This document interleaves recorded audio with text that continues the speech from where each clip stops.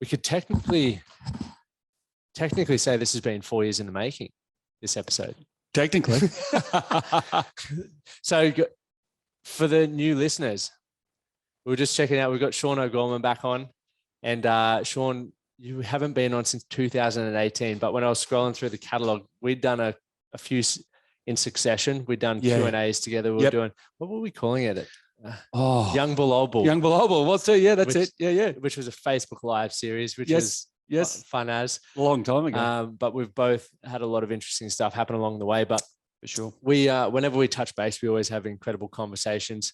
We got a lot of mutual friends, and you're doing some great stuff. The Strong Life program. Yeah, thanks, mate. Do you want to give everyone, first and foremost, if you want to go back and find out some more really cool stories from Shaun O and the book you've written, The Strong Companion and Dark Companion. Close enough. Strong Life and Close enough. Companion. But you're writing another book now. But if you want to hear more about Shaun O's story in depth, go back to episode 24 and 27. Around that, there's a few episodes, so you can have some more great listening. Obviously, the sound quality wasn't as good. We were fumbling our way through, but it's fine, mate. Back there, the 6 things that we need to live a good life. So I started the Strong Life Project about 10 years ago, which is strength, tenacity, resilience, optimism, nurturing, generosity. So they're the 6 principles that I go, if you live your life, you live a strong life. So since launching that 10 years ago, I've been doing it full time for almost 5. So I do a lot of work with CEOs, business owners, a whole lot of different people. One of my passion projects is to work with police and military from my police background. But what I basically really want to get to with people is just take responsibility for yourself and get shit happening. Like, that's pretty simple. Yeah, that's where we both align. And I think it's probably the most important principle.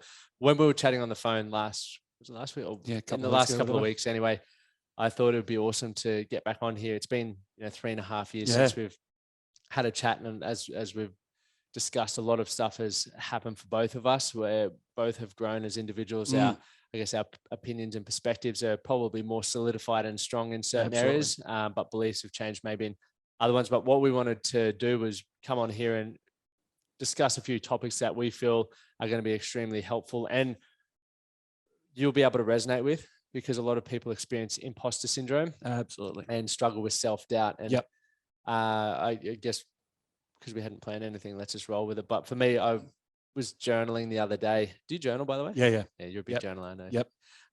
So I was journaling the other day, and within the last month, I've really dialed in on it. And it's been, if not more important than reading for me at the moment. Yep. Because I'm getting so much from it, and I've taken a different approach as to why I do it and what I'm looking to gain from it. And for me, it's really, I'll just blabble for the first paragraph, and then something will come up, and it's generally something that's stressing me out, something that I'm curious about, something that I don't understand. And then I'll just ask myself a question around that, and I'll just write. Awesome. And as a result of that, I've found it's helped my podcasting, it's helped me with coaching, but it's also helped me be better in life, because now, rather than having, I guess, opinions and beliefs in my head, I'm formulating how I'd like to talk about them. Yeah. Also, then the next day I'll always do the opposing view. So for example, last Monday, I did one on why are there so many weak men? And then I was like, well, that could be just in a certain environment. So I was like, the next day, why are there so many strong men? And went through that, which was awesome. But as a result of going through that, I realized on one day of journaling, I've been hiding behind doing a lot of charity work. So every year we do, the Row for a Bro, or we've done the 12-hour challenge, or the stand-up paddle, Movember paddle challenge. We're always doing stuff for Movember and various other charities, which is awesome because they do great work. However, I felt like I do that because I'm afraid to just talk about the good work that I do. Absolutely. And so for me, I was like, it's perfect timing to talk about imposter syndrome and what that feels like. And even though I'm doing the work, and I've been doing the work and when I say the work, I've been working in coaching for a number of years, I still don't feel like, I'm waiting for that. Or maybe this is what I've created is just been luck. Just bullshit. Yeah. Yeah. Mate, it's such a common thing. So I do, like, the advantage for me is age, like 20 years older than you, 21. Oh, I'm 52 this month. And that I go a on. day or two though. Yeah, I don't look a day over 51. What I've found, the older I'm getting, the more solid I am in how I think. And I do a lot of like high performance stuff with CEOs or, got a couple of clients that are worth tens of millions of dollars. And I sit with them. One in particular is a fantastic guy. And I sit with him and talk to him. He's got, mate, just unbelievable amounts of money, success. And he's hanging on every word I'm saying. And most people, most clients, get a lot of value out of what I say, like no doubt similar to you. And I often sort of walk away from that. In the moment in the conversation, it's very intuitive, like I'm following my gut, and I love it. Then I walk away and I go, oh, why'd you say that? Oh, you're a dick. He's going to think you're an idiot. And it's that very normal insecurity and fear about being judged by someone else. And I recently had a conversation with one of my clients, and I said, what's your biggest fear in life? And he's a very, very, very successful guy. And he goes, you won't work with me anymore. And I laughed because I thought he was joking. And I said, no, seriously. And he goes, no, that's what it is. And I was like, why? He goes, you're honest. You've got great knowledge. You can read me really well. You give me tough love when I need it. No one else in my life does that. So you go from that imposter syndrome thing, similar to what you're talking about with yours. I think when you have that natural, if you're on that process or the journey of trying to be better, then you naturally never think you're there. And if you don't think you're there, there's an element of doubt and fear, which is good because it keeps you humble. But it can be really run out of control if you don't keep a hold of it. Yeah, if you're not aware of it. And that's, I think you can sit there and dwell on it and you can go, I've been, for me, and this is how I talk to myself. I'm like, you've been a little bitch. Like 100%. You've been hiding behind all these charities, or not so much hiding behind it, but deflecting attention. Like, sure. Even when I do it, I never, I'll get up and say, thank you. We have Ray White sponsoring us, or this or that, or Movember. And I never mention the Man That Can project. Sure. Like, what am I doing? And for me, rather than just going and beating myself up and going, you've wasted all these opportunities, within 24 hours, I'd organized an event that is purely about, putting the Man That Can project at the forefront and what we do, because I do believe in it. I guess maybe I hadn't really been aware. I was like, I'm doing the right thing by raising awareness, men's health, mental health, all of these things, but I often overlook, and I feel it's definitely something that a lot of people do in their day-to-day life. When you're just moving at 100 miles an hour, you rarely take the time to acknowledge the great stuff that you're doing. And it doesn't mean you have to have your own company or anything like that. It could just be, you might be a fucking incredible husband or mate. Absolutely. or you've bought someone a coffee for the day, all these things that you can do well, but we're just on to the next thing, on to the next thing, on to the next thing. And mate, it's that whole thing of, I do a similar thing. So it's only recently that I've started to, put on social media when I do keynote speeches or different things. I was at the Army recently at Soldier Recovery Center, and I put just a photo up, and it was actually a couple of years old because I'd forgotten to take a photo on that standard. I do it all the time. Yep. And then I had another keynote last week that I put up, and the response is unbelievable. People are reaching out to me going, hey, I didn't know you did that. Can you come and speak at our thing? Can you do this thing? So you help more people. But it's that fear and insecurity and that self-doubt part of going, oh, I don't want people to think that I'm self-promoting. I don't want people to think that I'm trying to sell them shit. But the reality, especially what you and I do, mate, if you're not prepared to stand up and put yourself out there and cop some criticism, some people will go, I don't like who you are. You're just doing it for yourself. It's about your ego. My opinion is fuck them, in the sense you're not going to make a big impact and help a lot of people if you're going to try and keep everyone happy. And I have that battle in my head constantly. Yep. I'll put, I do ice baths and stuff. I'll put my ice bath on my Instagram or training or something. And to me, it's to try and inspire people. And I get messages and emails the same as I'm sure you will, that say, hey, so glad you put that up there today, or so glad what your podcast episode was today, because it kicked my ass and it got me moving. Yep. But then I'm putting it up there going, is this just your ego? Are you just putting this up here because you want people to think you're cool? Yeah. Well, you can go down that rabbit hole of overthinking things, Absolutely. right? From that place of ego, why am I doing that? And I've got a challenge coming up, and I sat there and thinking about, am I doing that purely for ego? But it then also comes back to, as you said, you post ice bath to inspire things. And I try to share as many of the things that I do, or people I get to speak with, etc.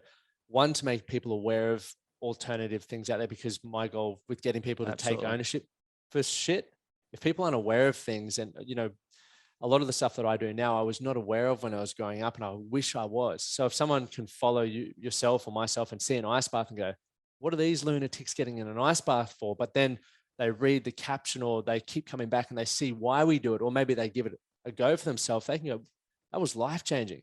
One simple thing, and it might keep them away from, medication, or, context for this, for anyone who's going to fucking blast me for talking about medication. But, there's many things that you could try for the right people. Obviously, different levels of people need various medications, etc. But if, ice baths, if you aren't checking out your lifestyle, your physical health, your relationships and various things like that, and if you aren't rating them or reviewing them, then that's a good place to start for getting yourself under wraps. Man, I had two things you said there I think is really important. I've got a guy who is a police officer who's been reaching out to me on Insta a bit. He reached out and goes, oh, what ice bath do you use? And I go, oh, this one, this 560-litre chest freezer, this is how I do it, blah, blah. So then he sends back like 2 weeks later, I got one, this is what I'm doing. I started at 12 degrees. I said, stop being so soft. I said, I did -2 today. Yeah. Now I've worked up to it over a long time. And he goes, oh, that's too much. I said, don't be soft, mate. Just push yourself. So then, 3 weeks later, so he sent me 2 or 3 messages and then he's like, I'm down to 0. And I'm like, that's epic. He goes, I feel amazing. I'm like, that's awesome. Yeah. Because instead of going, oh, good job, just stick at it. I go, don't be soft, get on it, mate. Need to be challenged. And then I had another guy I spoke to, like having had PTSD many years ago. And the clinical definition is you can't cure it. And I go, but I absolutely cured it. And I've got a guy I used to work with who's a very hard guy, a little bit older than me, who I spoke to recently at an event. And he said, how's your PTSD? Talking about medication and taking responsibility. And I said, doesn't exist. Cured it. He goes, I didn't think you could cure it. I said, well, I fucking cured it. And he's like, oh, yeah, mine's no good. And I said, why do you think that is? Oh, I don't know. It hasn't been any good for a couple of years. I said, you're 20 kilos overweight. You're smoking. You're drinking like a fish. I said, are you on medication? Yeah. I said, are you on antidepressants? He goes, yep. I said, what's it say on the side of the fucking box? He goes, don't drink alcohol. I go, mate, no wonder you feel like shit. Yeah. I said, you're not taking responsibility for the basics. I said, I love you, brother. You're a great guy. That's why you're miserable. And he was like, oh, yeah. Now, obviously, in whatever period of time, no one's been that straight up with him. Yep. But you can only do that if you are very honestly doing all the things you can yourself to live the best life. Doesn't mean you're perfect. Doesn't mean you've got there. But if I'm telling you to do something or a client to do something, I'm doing it. I'm not going to say to you, oh, Lockie, you should really do ice baths. You go, do you do it? Nah, it's too cold. Yeah. And exactly. The insecurity imposter thing, when you're talking before, really clicked for me was there's so many people who do a version of what we do that are full of shit, that are so full of shit, in my opinion, where they're like, it's all about whatever, burning incense and happy clapping and whatever. And they're people that from the appearances, and I could be wrong, but from appearances, they don't look like they're doing the work. It's all about the hype. So I'm so concerned of people not listening to the message or what I've learned in 20 years because they can write it off as hype. Because if you give someone an excuse, they take it. So that's a whole lot about my imposter stuff, insecurity. Yep. And I don't want to lose that because it also keeps me humble and keeps me always looking at myself going, how can I be better? Instead of being some egomaniac going, killing it. You should be lining up, I'll sign your shirt. Yeah. That's yeah. I think in a nutshell, what it's all about. Why do you think we doubt ourselves? I think, mate, you and I particularly, knowing you pretty well and knowing me very well, is because you've come from a world of, for you, it was elite sport. For me, it was, elite policing, as wanky as that sounds. There was 43 guys in the dog squad out of 6,000 when I joined. It was pretty hard to get into. So when I got in there, I was like, what am I doing here? So you sort of get at that point in whatever those things are. And then for me, certainly, and I'll presume the same for you with footy, you're thinking, once I get that, I'll be happy. And when I got there, I wasn't. So then there's this whole doubt about, holy shit, what's it mean? So I think that's where the insecurity and fear comes from. But it's a basic evolutionary biological response for us to keep us safe. Because if people judge you harshly as cavemen and women, you got kicked out of the tribe, you died. That's where that comes from. Whereas now we literally have no consequences for not challenging ourselves enough. You think about it, it's funny. So I've only just started Googling this because I heard it 3 times when I was in Melbourne on the weekend, and they call fat white corporate men soy boys. Oh, and like from soy. Well, I'd never heard it. So I was like, what do you mean by that? And then obviously I've jumped on the internet yesterday just to do a bit more research about it. And it's a toxic phrase. Yeah. But it sums up some stuff pretty well. And when we talk about like strong men or weak men and how you want to view that, like obviously it's all unique to the kind of lifestyle that you want to live. Sure. But I feel like there should be some basic standards around, having the ability, if someone were to break into your house or steal your missus's handbag, could you chase after them if they were a good athlete? Like for 5K, do you have some basic standards, but also looking at strength physically? So when blokes are generally big, strong, burly blokes, in other areas, they're generally not as strong, right? They're weaker, like financially, spiritually, mentally, emotionally. So they can't be vulnerable and they lack there, right? And it's always been one or the other. And then you've got the flip side, the guys who are extremely wealthy or whatever, but these guys were explaining soy boy to me as, but I just call lazy and overweight. Yeah. Where they're Soft. dad bods soft, right? So they're not strong physically, or maybe not even mentally and emotionally, but financially they're there. And then you've also got, I guess where you're alluding with the happy clappy stuff, guys who I guess are spiritually strong, but maybe not so strong in other areas like physically, totally. financially and stuff. And for me, even just thinking about that yesterday and reading up, and I've still got a lot more to go, so context around that has to come, but that'll come shortly. It's like, why can't we have that complete man? And when I say strong, it doesn't mean you have to bench a fucking 100 kilo. No, but stupid if you don't. Yeah, of course. Like, really, honestly, don't walk into my gym. No, but you're looking at, like, what are those standards for you? Like, what do you accept as being strong? What is something that's slightly outside your comfort zone right now? Absolutely. Like having that level of vulnerability with your partner or your mates. That's, to me, if you can do that, you're strong. What about financially? If you can support yourself through the hard times, even like things that are going on right now, floods, etc.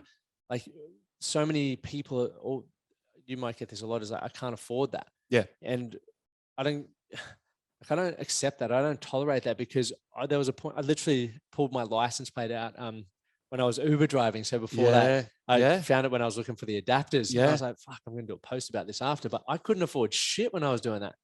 But I was doing that, listening to podcasts, networking, to get myself into a position, because I always knew that I wanted to take control of my finances. Whereas to me, a weak man is someone who's just accepting it as is. And once again, strength is, I guess, having your finances to a point where it allows you to do what you do and look after your family or friends or whatever, right? So the number is irrelevant.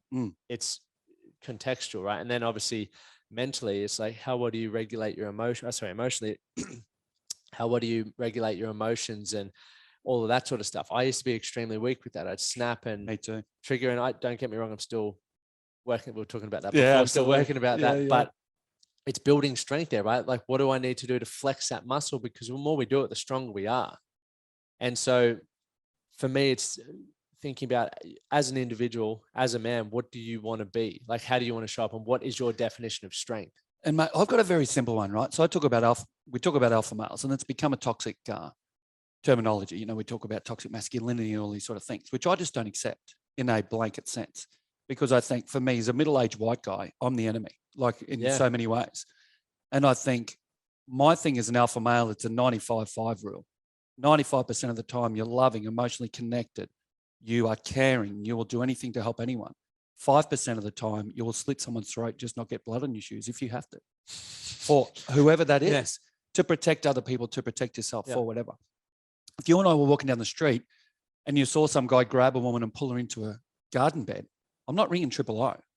I'm jumping in that fence and fighting. We don't have time, right? Like, and that I think, because what would happen now, just to throw, like, most people pull their fucking phone out and film it. And when I look now and you think, knowing a fair bit about policing, and the way it is at the moment, and that's another conversation, but police are scared to act in a lot of ways. Well, yeah. Body cameras, phones, everything. Like, I get it. But I look at it now and just think, I was walking, Rachel and I, my partner and I, do 5K walks most days and do CrossFit, do whatever. So we're just walking near where we live. And as I was walking down the street, I saw a dog van. So the canine unit I was in, one of their vans drive down the street, and it had its lights on. And I just text one of the guys just randomly, young guy I didn't work with. And I said, are you on a job in Bulimba, in our suburb? And he's like, yeah. I'm like, wow. I rang him and said, what's going on? He goes, mate, 2 stolen cars.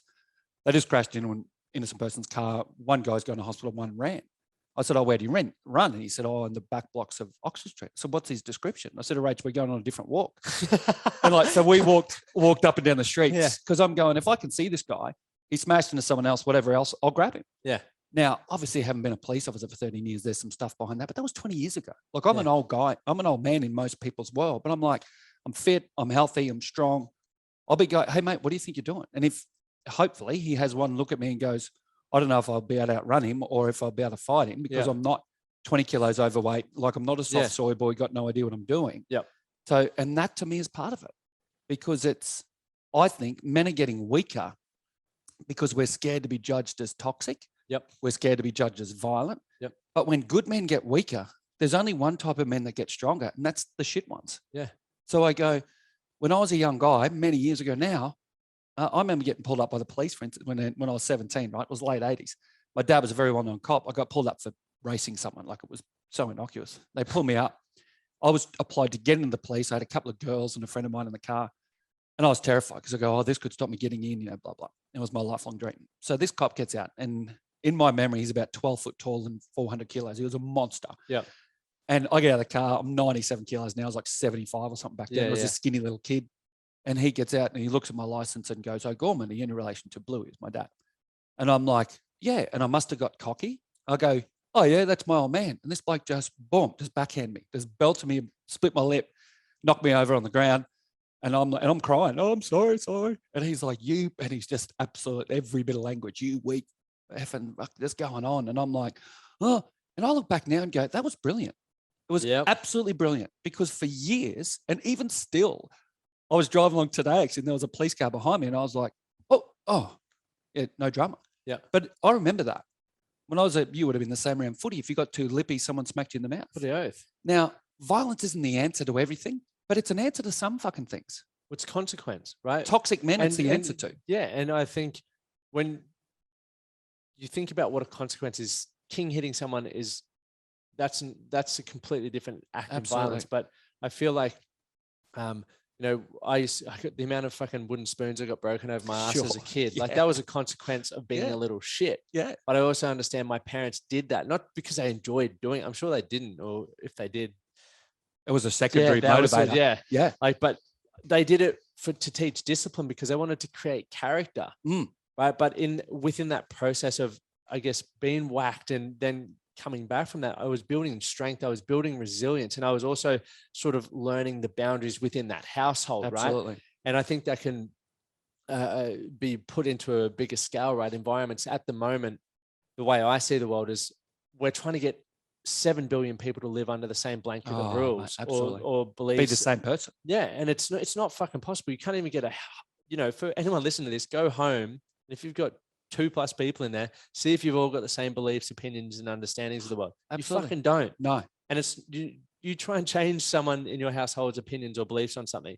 Also, it's going to be met with resistance. And if you don't know how to communicate effectively, you're probably going to have some disagreements. Right? Totally. And once again, if you don't know how to regulate your emotions, you're probably going to get yourself in a bit of hot water there. So the fact that governments and I guess organizations and all these things are trying to get people to believe the same shit and act the same way is ridiculous. And mate, it's a simple. I went and did a keynote for the Housing Industry Association down at the Gold Coast, 120 people at a break last week. And the amount of feedback I got that go, like people email me, can you come to my company and do this? Can you do that? And the leadership and culture stuff I do, and they're like, you just know bullshit. Well, like bloke emailed me today. Loved your presentation. Best thing I've seen ever. Was so positive. Yep. And it was 30 minutes, and I had a presentation, but I hardly ever follow it. And it was just, it's a broad, guide. Yeah. And he goes, I just loved your no bullshit approach. It's so refreshing. Yep. And I'm like, I'm just honest. Like I go, if you want your life to be better, take fucking control of it. If you want your relationship to be better, take responsibility for it. If you want to be fit and healthy, do the work. And I said to them, there's one word that's the answer to every problem you've got in your life. What is it? And they're like, emotional awareness. Is it this? It's whatever. So it's work. Whatever it is, do the work. Yeah. And the thing that I think is really challenging at the moment is if you have a narrative that's different to the woke, left or whatever you would call it, but this whole cancel culture woke sort of mentality we have at the moment, if you have a different opinion, Joe Rogan's awesome. Like I love Joe Rogan. I think he's epic. So do I. Watch him they can't cancel him, which is brilliant. But they tried. They fucking tried, all right. And I'm looking at him going, people don't like him because he gives different opinions on different things. He's passionate. He's one of the few people I see in any form of media that will actually go, oh, wow, you're right. I was wrong. I'm changing my opinion on that. He's brilliant. But people take snippets of one thing. And I often think, like I've done nearly 2,200 episodes of my podcast, right? And I go, you could easily go back through that and pick out sentences that make me look like the most evil, misogynistic, narcissistic, whatever human being. Yeah. If you wanted to, because it's out of context. Yeah. But it doesn't stop me, like we were talking about before. It doesn't stop me going, I give my opinion on things because that's what I don't want to be vanilla. Yeah. But that is the challenge when it comes back to that doubt and imposter syndrome and all of those things. What do you stand for? 100%. People are scared to stand strong. Everybody wants to look the same, like everything, look the same, talk the same, do all the same, drive the same cars, all this sort of stuff. And I'm like, my opinion is, now here's a question for you without notice. How many people do you know that are really happy, like really happy in all areas of their life? So you go physically, financially, relationships, Not many. confidence. Like, to be honest, I wouldn't even say I am. I think it's a continued work in progress. For sure. And I think when I pursue another area, I sacrifice something else. And so it's like this constantly, and I think I'm happy with where I'm at, but I think there's, but you want to improve. Yeah. But that's different, right? But I go, because I would say you're happy. Yeah. My impression is you're happy. Yeah. And I mix in that sort of circle, but I would go, I'd be lucky to be able to actually give you 10 people. Yeah. And you and I are probably in very skewed environments because of the work we do. If I look at normal society, I ask this of so many crowds. Well, most people probably couldn't even say what is happiness. 100%. Totally. So I'll say the majority of people. How many people do you know that are really happy in these areas? And maybe one person out of 100 might put their hand up.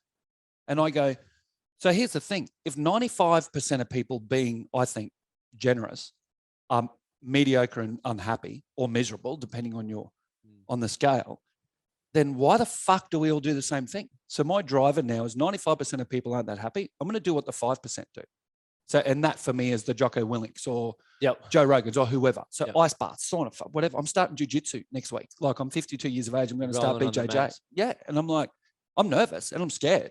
I go, I'm old. Oh, well, I hurt my shoulder. Or I bust my knee. I'm like, it's part of the process. And I'll be 62 and have a black belt in BJJ. That'll be epic. Yeah. So I go, I want to live like the 5%.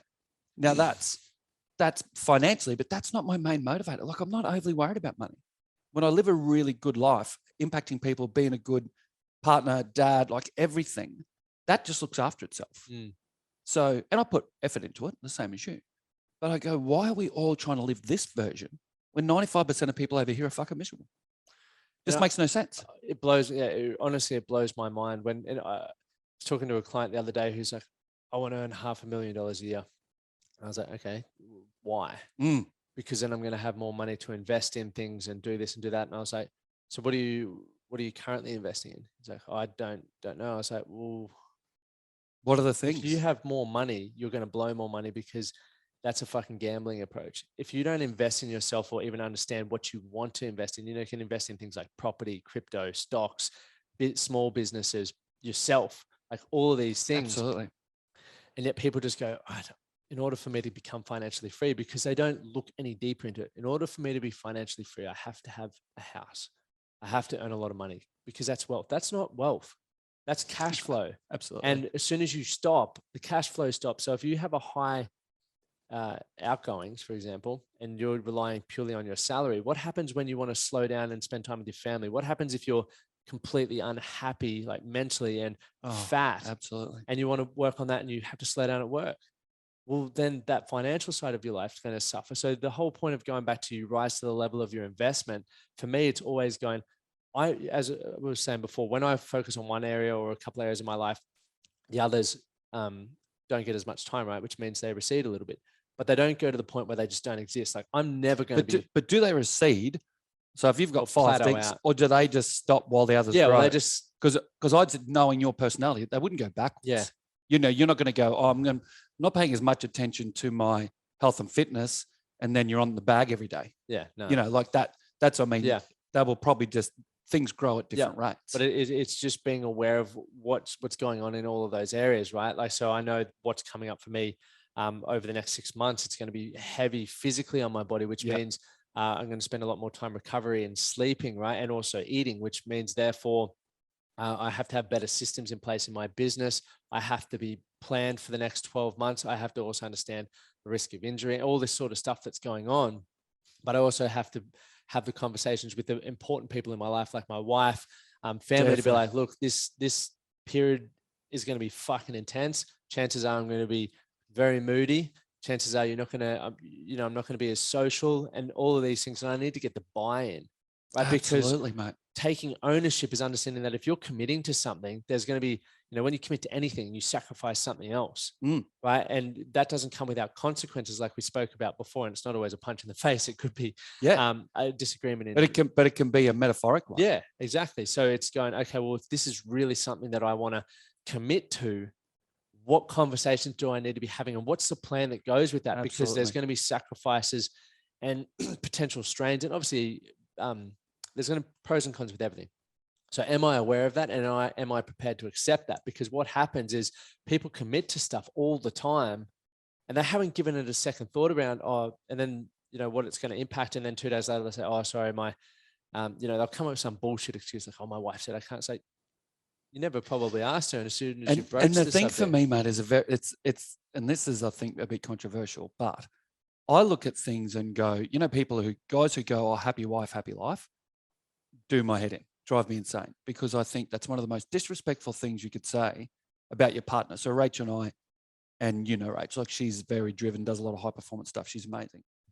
That's an instant walk away, get out of jail, free card, walk away, right? Yep. Now, it's not because of the weight, but it's because of who would you become. We're both pretty fit and healthy. We both look after ourselves. If I was to put on 10 kilos and be 108 kilos, there would be a whole shift in my mentality around training and looking after myself and different things. But her and I talk about this sort of stuff all the time. We don't agree on it all the time. We've had 3 arguments maybe in 9 years, and they wouldn't have made the semi-final of a Saturday in my marriage, right? Because we're just very respectful. But it's a communication piece, and it's the who you are piece. Now, 52 years of age makes it easier than 31.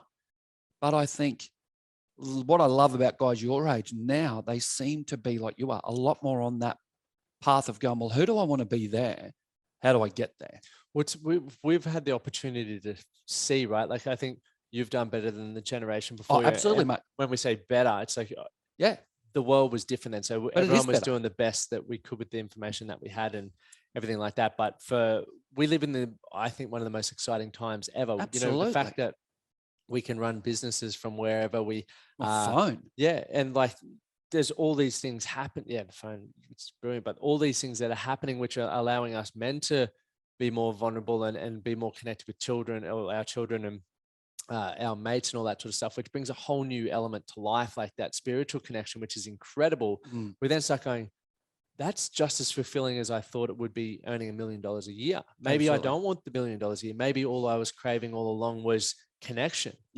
Or all of these things. So it's such a cool time to now, I think, that we're experiencing it, and we have access to listen to like podcasts like this, or all these people, and hear their opinions and perspectives. And that's why it's so important, to go back to what you were saying before, that people should be allowed to talk about what's on their mind and challenge things, because I learned so much through that. And when you get new ideas, you can go, I disagree with it, but why do I disagree with it? Yeah. Is it because I just had a bad day and I wasn't ready to listen to it? Or is it because fundamentally I just completely disagree with that? And it's, if that's their opinion, I want to understand how they've got to that opinion so I can understand more. Whereas people just write them off, slag them off, and just get enraged by it, that there's no opportunity for growth. And it's a simple thing. Look, I reckon I've got a rule that I live by all the time, which is I don't take criticism from someone I won't take advice from. So if I'm not going to listen to your opinion for advice, then I'm not going to listen to it in criticism. And with the advent of social media and all of those things, obviously gives everybody a platform. That's great, and it's not so great. Yeah. Because some moron in his mum's basement who just hates the world can punch out as many vulgar comments as he wants.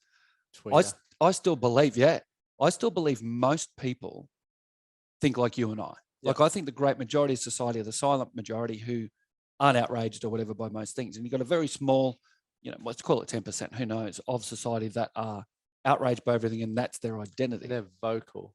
So they keep the 90% of people who actually believe the same things, look after each other, be a good person, believe as who you are. Like, you and I are different people.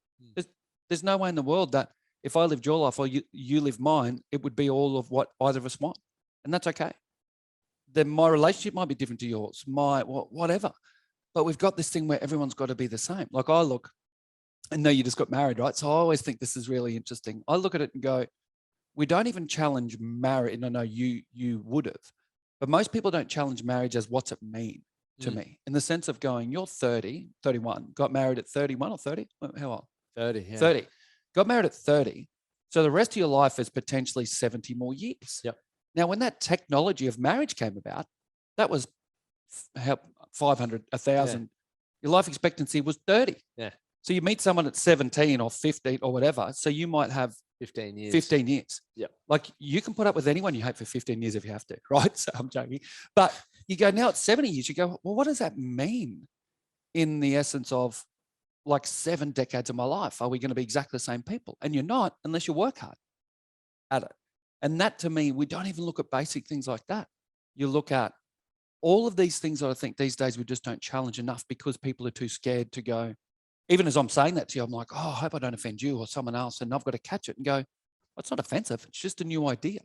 And if we're not talking about shit. And if it doesn't challenge someone, like, you need to, like, for whoever's listening, you need to be challenged. Absolutely. Like, everything that you believe up until this point, the opinions that you have, they should be challenged, and you should seek the challenge, because two things are going to happen.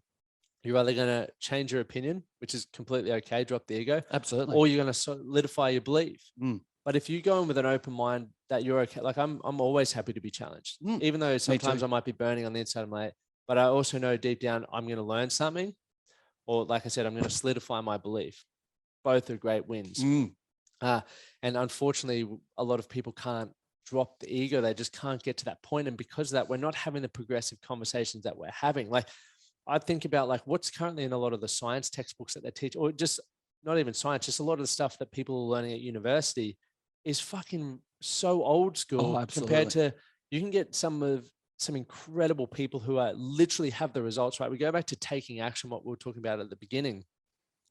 There's a lot of people who theoretically are doing stuff. But if I think about sports scientists who've never been into a gym in their life and they come out and go, righto, I'm going to change the game. It's like, theoretically, you might be a wizard, maybe the most incredibly smart individual. But if you can't get me to implement it, or if you don't know how to actually implement it in the gym, you're fucking useless. 100%. Like in that field, like really you are. You're as good as me having all those books on my bookshelf and not actioning what I read. So for me, there's so many brilliant people now, and social media has literally people who don't have credentials, but are creating life-changing results for people that, I think about that knees over toe guy at the moment. Like, what he's done, obviously he's self-taught in everything, but he's like the most incredible guy for knee rehabilitation work now, from just stuff that he's taught himself, which is mind-blowing. But a lot of people with traditional mindset thinking are like, nah, what are your credentials, mate? Are you a physiotherapist? Are you an exercise physiologist? And obviously it's important to ask those because you could get a complete dipshit. But if you've got someone who can say, hey, look, I'm self-taught, but look at these results that I got. And these are legit. You've got testimonial. But that's what you and I are, right? Yeah. 100%. And for me, I'm like, well, and I think that's one thing that sort of sits in the back of my mind. I'm studying positive psychiatry. I fucking hate it. Honestly, I really don't like it. It's the most boring shit of all time. My computer's just started Dropboxing. But it honestly is. A lot of the stuff that I'm learning, I'm like, okay, I can appreciate that for what it is. That's good if you've got a whiteboard and you're trying to work out something. But for the average person if you're trying to help people, they could not give a flying fuck about what this principle is or law is. They just want to feel better. That's why they're there. They want to understand something about themselves. So a lot of the stuff that I've been learning with psychology, I'm just like, this is redundant and I'll never use this. So are you doing a psychology degree or what's positive psychiatry? Yeah. So it's a 3-year thing on but like, I'm really struggling to do it. But going back to why I got onto that, talking about that was because in the back of my mind, when people go, what's your credentials? Like working with. Is that why you're doing it? Yeah. Awesome. Purely because of that. But I don't enjoy it and I don't see myself using any of it. Well, I thought seriously about doing a psychology degree a few years ago. And I got, like, my dad's got 15 brothers and sisters, so I've got 1,000 cousins. 50 good Irish Catholics, had no TV. So I've got, cousins that are doctors and OTs and lawyers and all sorts of things. And my uncle, my dad's brother, his youngest brother, he's only 15 years older than me. I was really close to him growing up. His kids are all doctors, barristers, whatever. And they were like, you really should do a psychology degree to give you that extra credibility. And I was like, yeah, no, you're right. No wonder I hadn't thought about it. And I'm like, why? Because for me, now I'm not criticizing psychologists at all. My youngest daughter said the other day, I want to do psychology. I go, awesome, babe, that's fantastic. For me, I go, where the power for me is a lived experience around mental health and stress and cops and a million different things. What I've learned, and it's all education. Like I've talk about investing in stuff like tens and tens, if not hundreds of thousands of dollars on my own growth. And I've learned so many things around neuroscience and all sorts of things. But I don't need someone to give me a piece of paper, which also then puts me in a box to go, you can't share your personal experience. You can't do this. Like there's a whole lot of also constraints around that. Which is ridiculous. Which I'm like, the reason that I'm effective in what I do is because people can relate to who I am. And like my Dark Companion that I wrote, I've got people who reach out to me women who are hairdressers from fucking Canada, people who are nothing like me, who go, oh, that's like you wrote my story, because it's all the same thing. Yep. Now I'm like, I got to the point, it took years to just go, two things. If you don't like me and resonate with me, a piece of paper is not going to change that. I'm not your guy. And the second thing is, if you need a piece of paper before you listen to what I say, well, you're not going to fucking get the results anyway, probably. So go and talk to someone else. You're just not my person. Yep. And I've been a lot stronger recently going, not everyone's going to like you. And I'm stronger and stronger in the way that I communicate and what I do. And it's funny, I'm less aggressive, use less language than I used to, because I'm just becoming a lot more confident and solid in who I am and what I do. Yep. So I'm just really now to go, I am who I am. If you resonate, great. If you don't, that's okay. But I'm not going to fuck around. So I just think we have so many, it's again, trying to make people fit boxes. But you go, for you, I know the work you've done and how many people you've helped. You go, why do you need a piece of paper?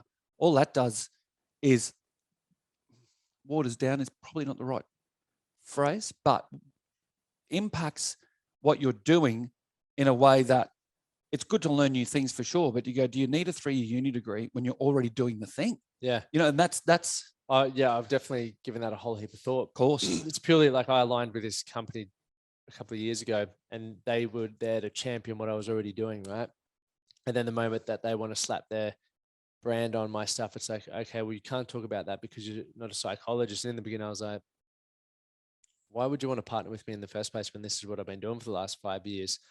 But then I was like, oh, maybe that's something that I do need. But, I'm 12 months in, and or they're not your people. Yeah, well, exactly that, because I just don't enjoy it. And it's so, from my experience, once again, so far disconnected from what I believe has helped me get results and has helped the people who have inspired me and helped me the most are just people who are fucking congruent.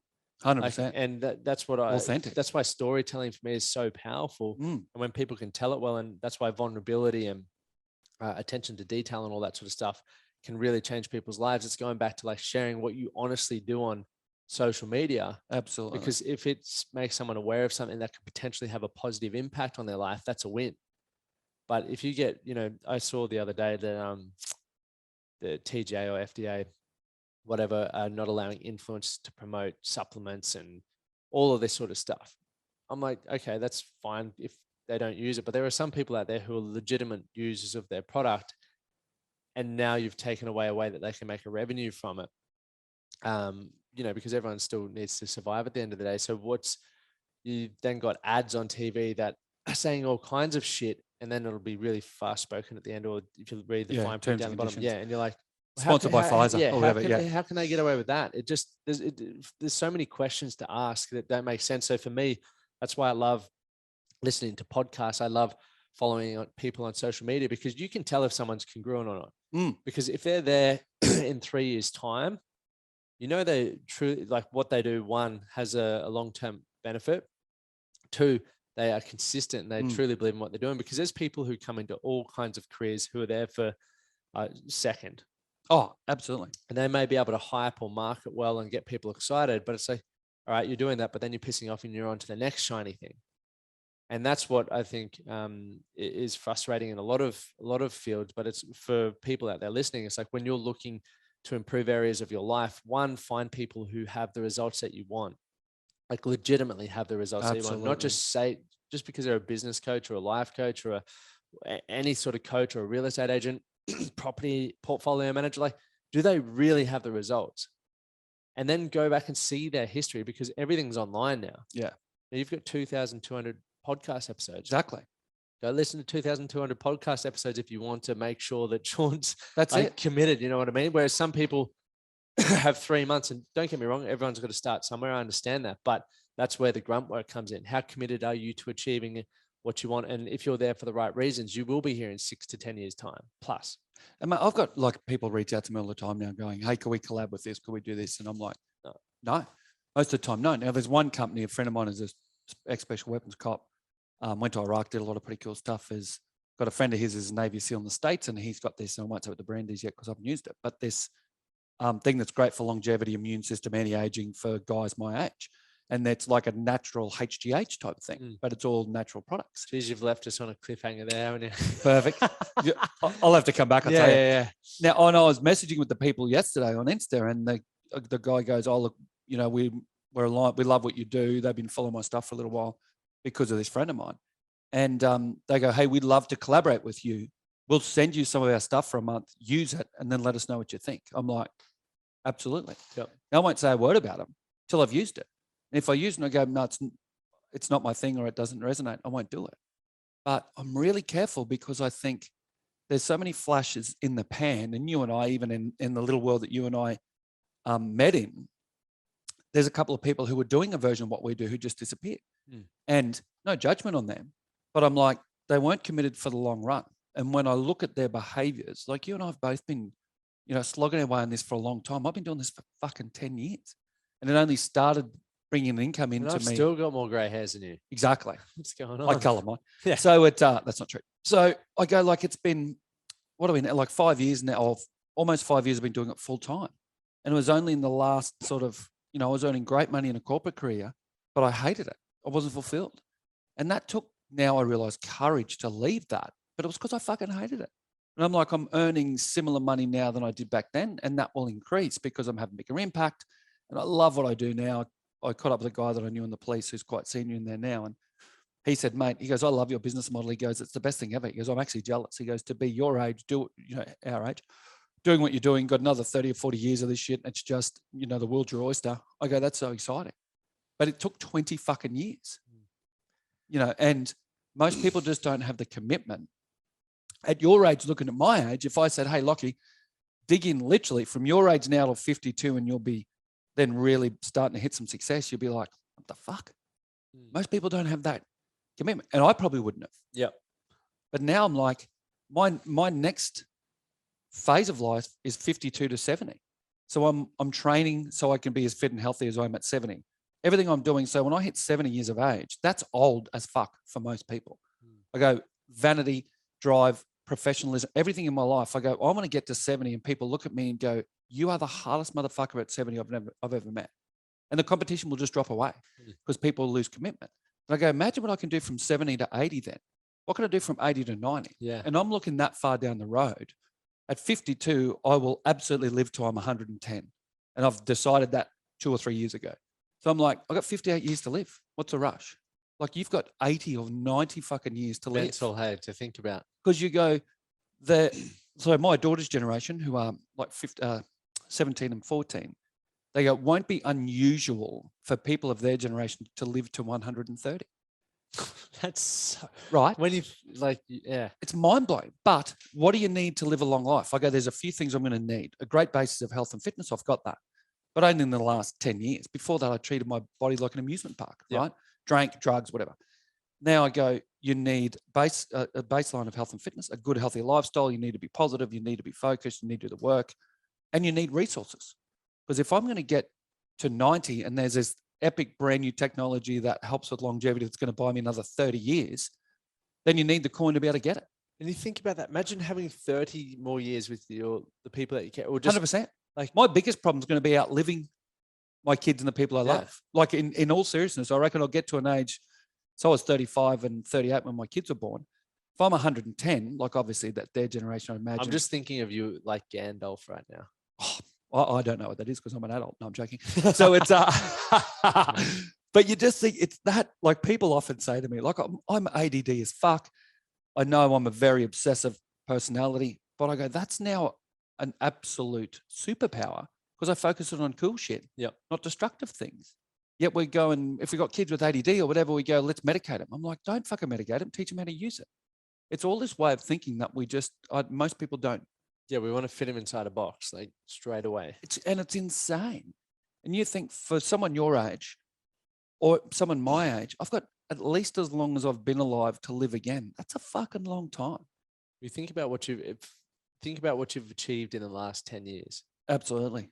It's mind blowing. Like it feels like has gone fast. Like I feel like the last 10 years has flown by, but also when you sit down and think about it, man, we've jammed some stuff in there. Yeah. So like the next 10 years, the next 20 years, like the compound effect of the baseline that you have right now, it's so exciting. And that's why for people, you just need to start. Absolutely, Like mate. legitimately just start, and 10 years time, you'll be in a completely different position. And if you focus your attention, going back to what we were saying before, like what do you want or what makes you happy? If you're unclear on what that is, get yourself out a notepad now, set a 30-minute timer on your phone, put your phone away from you, pen and paper, and just write down things like, well, what do you want? So what do you want to feel? What do you want to experience? What do you want to own? What do you want to? And I think it's even simpler, right? I go, if you don't know what you want, look at the shit you hate and write the fucking opposite thing down. Like, if you're broke, go and want money. If you're fat, go and want to be healthy. If you've got your relationship sucks, I want someone who loves me. And then create a to-do list, right? Totally. Because then from those things, just go through and tick it off. You're either going to go, fuck, I really enjoyed that, or no, I never want to do that again. Cool. And through those experiences, you're going to have a greater understanding of what you want more of in your life. And here's a simple process I do with my clients, which I don't think I've done with you. 2 minutes, let's do it. Do it now? Do it live. All right, let's go. So pick 3 words, 3 adjectives that describe who you want people to talk about you as in your eulogy when you're 100 years of age. Oh, 3 words. Empathetic. Yep. This is brilliant. Driven. Mm-hmm. And caring. Oh, empathetic and caring. Similar. Yeah. Let's go. Can I give you one? Yeah. Courageous. I just finished Courage is Calling. So yours are very similar to mine. So I go, mine are to be a connected, courageous, and powerful person. So do they resonate? Do those 3 words resonate with you? Right. So, and most people's wouldn't be the same, but we're similar personalities, I think. So then all you do for you guys who are listening to this, write down 3 adjectives and you want them pretty simple. So when you go empathetic, I go, caring's great, connected's right, whatever. And they've got to be emotive. So you put those 3 things down and then you write I am a at the start of it and leader at the end of it. Yep. So you go, I'm a connected, courageous, and powerful leader. Sounds wanky as fuck. But you write that down and go, that's who you are. And then the second thing is work out what your purpose in life is, right? And that's the big question everybody gets so caught up on. What's your purpose in life in a sentence? My purpose in life right now is to live, love, and laugh more. Super simple. Awesome. Like, so what does that give you? Fulfillment, meaning. Like every day I get to get up and make sure that I'm doing that. It's like living. What does that look like to me today? Well, today it's doing this, but tomorrow I might be going for a surf. Laughing more. It's like not taking life too serious while I'm, because as I said, I'm so motivated. But if I can laugh more through this stuff, and through obviously as business, there's days where you go, nothing's that fucking serious, mate. Fucking hell, yeah. And love, like to me, it's vulnerability. It's like when we have children, learning to be a great role model partner. But even to my mates, like just show people love, because rather than just trying to be this tough. So how often do you say to friends of yours, yeah, I love you, bro. I love you, mate. All the time. Me too. Well, text, and it's weird, right? Like people think it's weird. I've got a mate of mine who's a special weapons cop, does CrossFit with me. Funny dude, 10 years younger than me, this loose ass, great guy. And every time we'll try and go and have a coffee in the morning or whatever, he's very ADD, loose like I am. We'll walk out and he'll go, love you, bro. I go, love you, bro. Hug him in this cafe. And you see people go like, oh, that's weird. Yeah. But I go, most phone calls with mates of mine, that's how I finish it. I go, love you, mate. Yep, love you too. And when you say it first, I have not had one guy go, how fucking weird are you? Yeah. Because we all want that connection. So when you come to the simplicity of purpose, and that, like yours is, I love yours, mine's to help people and have a positive impact. Yeah. Which is me first and then everybody else. Because if you don't look after you, you got nothing. Yep. Okay, when you've got, what was yours? Live, laugh, and what was the other one? Live, love, and laugh. Live, love, and laugh. So when you go, now you're a courageous, connected, and powerful leader is one level of filter. So it's got to match that identity and it's got to fall into live, love, and laugh. Yep. If it doesn't match that, don't fucking do it. So it's a very simple thing. Mine is to be, courageous, connected, powerful leader, have a purpose to help people and have a positive impact. If I'm driving in the traffic, like on the way here, and I'm frustrated, I got the shit today. I told you about some personal stuff that's going on in my life that was frustrating me, out of my control. As I'm driving here, someone was driving slow, a couple of people annoyed me, and I straight away go, oh, I'm really on edge. Yep. Because I normally couldn't give a fuck. Yep. And I literally, it's pretty intrinsic in me now. But for a long time, I would just go, if someone cuts me off and I'm about to get on the horn and go, what the fuck are you doing? I go, is that being courageous, connected, and powerful? And is it helping people, making a difference? No, don't fucking do it. But most people, and I think most men definitely don't know who they are or what they're doing. So then how do you make a decision? How do you plan what you want your life to look like if you don't know who the fuck you are? Exactly. It's going back to that. You think long term, it makes short term decisions easier. Absolutely. Which is, once again, if you don't take the time to do that, like if you're always too busy or keep saying, I don't know where to start or I don't know, it's like, all right, well, enjoy that for the next 70, 80, 90 years of your life. It's so much more fulfilling when you wake up knowing what you want to achieve, knowing how you want to show up. Like and it's simple shit. Sleep 8 hours a night, eat clean food, train 4 times a week, meditate, journal. If you're not doing those 5 things, that's where you fucking start. Yep. Like it's because that's the foundation to everything you want. If you go, I'm not going to worry about that, but I really want to earn $1 million in my business. Why? Because if you're not doing that, you won't get that. Or you might get that, but everything else will be destroyed. Yeah, exactly. And it's simple, mate. But I think, again, you come back all the way to what we started with, the imposter syndrome, fear, doubt. Most people look at you're the sum total of the 5 people you spend the most time with, right? I look now and go, who do I spend the most time with? And it is Joe Rogan's guests, Jocko Willink's guests, like all these other guys that are ex-Navy SEALs and in the States who I just love the way they operate. They're all very successful business owners. They're very loving, caring men, but they're strong men. And I go, they're the people who I surround myself with. And that's the cool thing where you touched on there. I was waiting for you to say people in the local community, but like it's global. Yeah, like the fact that you can listen to podcasts, like if you really enjoy someone's content or you resonate with someone, just like if you can't get access to them for whatever reason, just absorb their content. They're in your corner. Like Totally. if you want to have a board of directors for your life, build 100%. them and just read their books or listen to their content or listen to their podcasts. It's like they're there anyway. They might even not know it, which is the cool thing about life. And so for me, I have people I aspire to be like, from a family point of view, from a health point of view, from a business point of view. And there's some, not all the traits I want, but I just take what I want. And absolutely, rather than just going, nah, they did this, I'm dusting my hands clean. You've just given away all the other gold that you'd gotten from them. Oh, look, like Gary Vaynerchuk is one, Gary V, who I was mad on for a couple of years, and I haven't watched any of his stuff for ages because I got out of it what I wanted. His message is brilliant, but I got what I wanted out of that, needed. So I moved on to other people. So I'll go through phases of particular podcasts, books, whatever. Yep. And then I take what I want and then I move on and you build your own, books, whatever. Yep. Like I've 2,200 podcasts. I go, there would not be many people who've listened to all of those because the premise of it is pretty similar. Yeah. But there's people who certainly have listened to a few hundred and they go, I've listened to 5 of your podcasts a day for the last year. It's been amazing. And then I hope that they grow through the stuff I do onto something else. Yeah. Because that to me is the whole purpose. Exactly. But it's the reason that I go to podcasts and books of other people to find the people if I find inspiring is because if you keep growing and you keep evolving and you keep challenging yourself, the people generally that are around you, 95% of them are unhappy. Back to that stat. If only 5% of them are really happy, then there's probably only 5% who you want to be like. And once you get to a point, you will outgrow some of that. Yep. That doesn't mean you leave them out of your life, but I'm not a personality that will ever stop. I don't ever see me getting to a point of going, oh, this is it. And I'm happy. Yep.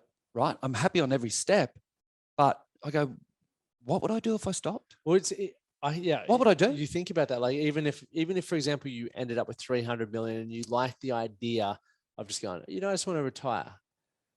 I already think though, if I did that and I got into surfing or I already surf, but if I did that or, mountain biking, I would then want to be the best at that. Like that's where I'd go. It never stops. I can't ever envision a life for myself where I'm just going to sit there and drink cocktails. And that just to me sounds like the most boring way to live. And it depends on who you like me. Are you a golfer? Do you play golf? Rarely. Yeah. I enjoy it if I'm hitting it well. Yeah. So like golf does my head in. I'm like, worst sport in the world because it's just not my thing. Yeah. But I go, if other people love it, knock yourself out. But use that normal analogy. I go, if I won 50 million, if I won the 120 million last week, did you buy a lotto ticket last week? No, I don't buy tickets. Me either. Why?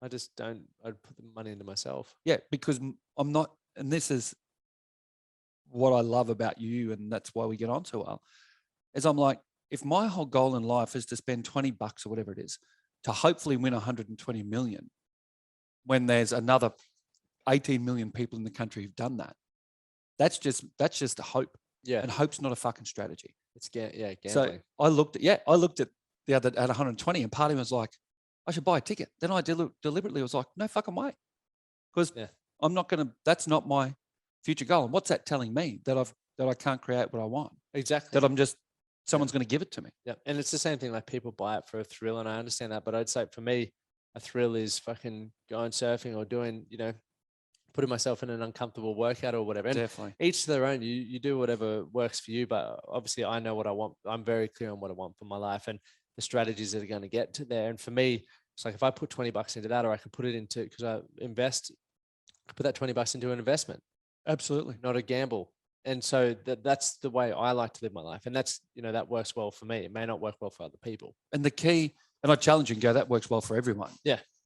But we get watered down to go, I better not say that because it might upset someone. No, but it's also like, it's not your absolute version of life. Yeah. But the one thing you said in there that is universal is you're uncomfortable. Yeah. You live your life becoming uncomfortable. So why am I starting to do BJJ? For a couple of years, I've been like, I should do it. Oh, but I might get injured. And I've been through this whole process. And I got to a point the other day, I was going, just fucking do it. Because everybody that I look at this phase of my life that I find impressive does it. And they love it. And I'm like, well, if they all love it and that they're the sort of people I'm aspiring to be similar to, or that's who I see myself in, go fucking do it. Because imagine if one day you met them and they're like, let's go for a roll. 100%. And that was one of my motivators. Most people's default is, let's go to the pub. Yeah. If you keep feeling healthy, it's like, fuck, bro, let's go for a roll. Absolutely. Easy. Awesome. Because I'm not doing it to fight in the street, because I'm like, I haven't had a fist fight for freaking 20 years. Now, I was in a job where it was really violent. So I had a lot of, I was fighting a lot. So I go, if I had to fight, I could probably handle myself okay. I would be throwing, if I had to throw hands, I failed dismally and trying to diffuse it or walk away, whatever anyway. I go, so it's not because it's self-defense. I go, it's really uncomfortable. The first time I go there, I guarantee you, when there's some 18-year-old young guy or girl that chokes me out, and I'm like, humbly, awesome. Because I live in, and I'm curious if you have this experience, I live in this echo chamber now. Most people I engage with me because of what I do. Yep, same. So they love what I say. They're people who resonate with me. I don't have a lot of people, I don't have anyone in my life that hates me and goes, you're full of shit. So a lot of the conversation that I get back is, yeah, you're amazing. That's brilliant. You're so good. Thanks so much, blah, blah, blah, which I love. But I don't listen to the positives. So I go, I live in a world very much now where people absolutely either think similar to me or whatever. So very, very similar people to me. So I'm really conscious of going, everywhere I go, everybody I talk to is like, tell me more about what you think, because I think it's great.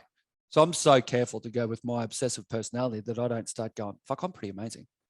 So what I do now is try and find environments like, whether it's BJJ, whatever it is, experiences, different things to challenge me to go, what do other people think? Listen to other people's content, do whatever that is.